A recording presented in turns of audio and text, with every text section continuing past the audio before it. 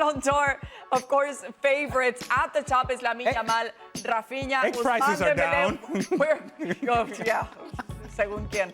Ousmane Dembélé, Mohamed Salah, and of course, Pedri. At the top is Lamine Yamal. Herc, got to put your money on him and maybe not on Produce of America.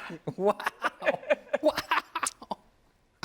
Listen, I think it's going to depend on what happens. Let's assume for a second, okay, that you want to put your money on Lamine Yamal. Right now, after watching that game versus Inter, I can't think of how anybody could not say he's the best player in Barcelona, how he's the difference maker, how it looks like the second coming of Messi, how you can't just notice he's the best player in the world right now. But if Barcelona don't win the Champions League, if Barcelona don't end up winning the league, that can very well go to Dembele, who's in line to win 3 trophies as well. Yeah. And there could be a tiebreaker here. It's not going to be Rafinha, because unfortunately for Rafinha, he plays for Brazil.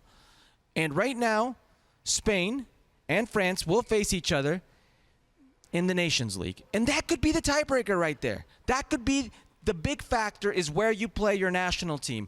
But I can't think of anybody right now who catches my eye like the 17-year-old who tore Inter a new one. I've not seen anything like him in quite some time.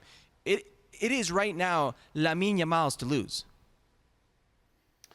Yeah, the only thing that I think Lamine Yamal has going against him in a potential run on Balon d'Or, one is that some of these voters will say, well, he's 17, he'll get many other chances, we'll give it to somebody else. Don't punish the kid for being 17. Actually, that is something that should be highlighted and emboldened and say, he's 17 and still the best player in the world.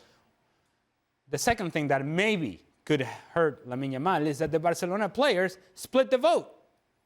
So Pedri's in the conversation, Rafinha's in the conversation, Lewandowski's in the conversation, and he's in the conversation. So guys that are in his team may actually take votes away from him. And if you split the vote, then it allows somebody to come from out of nowhere. In this case, it would be a guy like Ousmane Dembele. Yeah. But in order for that to happen, PSG has to win Champions League. Yeah, period. Good luck with that. And they're very much looking strong and maybe on pace to do so. But of course, it's Champions League football. Anything can happen.